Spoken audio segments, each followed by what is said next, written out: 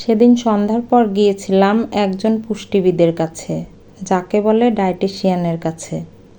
চেম্বারের সামনে লেখা, আপনি যা খান আপনি তাই। দেখে খুব ভালো লাগলো, মনে হলো সঠিক জায়গাতেই এসেছি। ফিসটা অন্তত পানিতে যাবে না। একটু পর ওনার সহকর্মী ওজন নিলেন।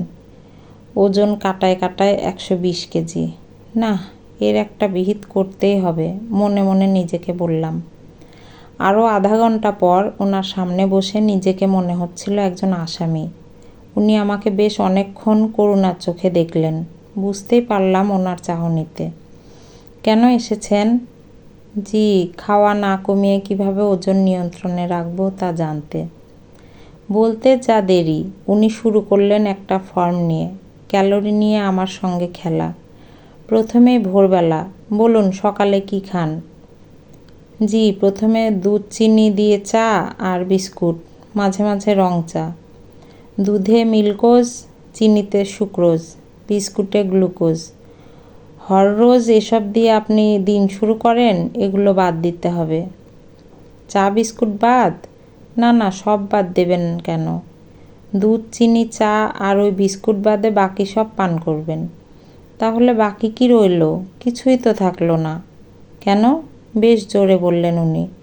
গরম পানিতে গ্রিন টি দিয়ে খেতে না করেছি?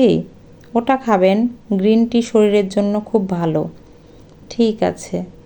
এরপর ব্রেকফাস্টে কি খান? সব কিছু মিস করলেও ব্রেকফাস্ট মিস করা যাবে না। মাখন দিয়ে ব্রেড টোস্ট আর পোস্ট এগ, কিংবা চিকেন নুডলস, আর না হয় ডিম ভাজা পরোটা খাই।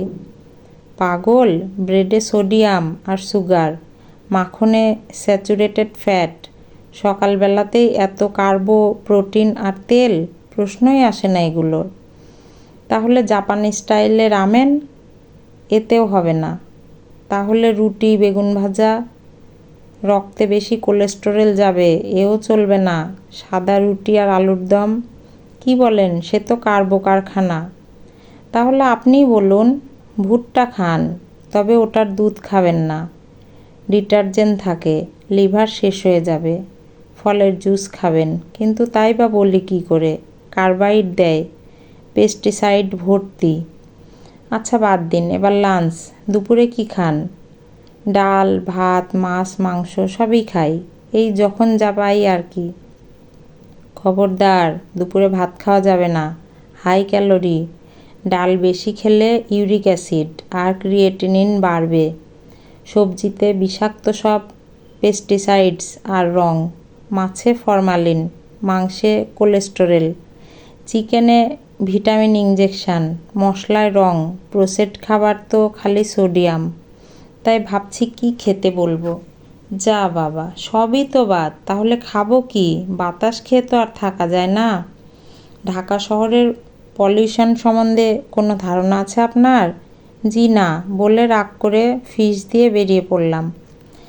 বেরিয়েই দেখি পাশে বিরিয়ানির দোকান। পেট এমনিতেই খালি, খিদেই কাতর, মন শোকে পাথর। শরীর খারাপ লাগছে, মনে হচ্ছিল দীর্ঘদিন কিছু খাইনি। শেষে একটু এদিক সেদিক ঘুরে নাকে গন্ধ শুকে সাহস করে দোকানে ঢুকে গেলাম। যা হবে হোক বলে ঢুকে পড়লাম। কর্নার টেবিলে বসে প্রথমেই বোরহানি আর ফুল প্লেট মাটন কাচ্চির অর্ডার দিলাম। মন ভরল না দেখে আরও হাফ প্লেট কাচ্চি খেলাম। তারপর 2 বাটি ফিরনি আর একটা মিষ্টি দই খেলাম। শেষে মিষ্টি পান। ততক্ষণে পেট আর মনের জ্বালা জুড়োলো।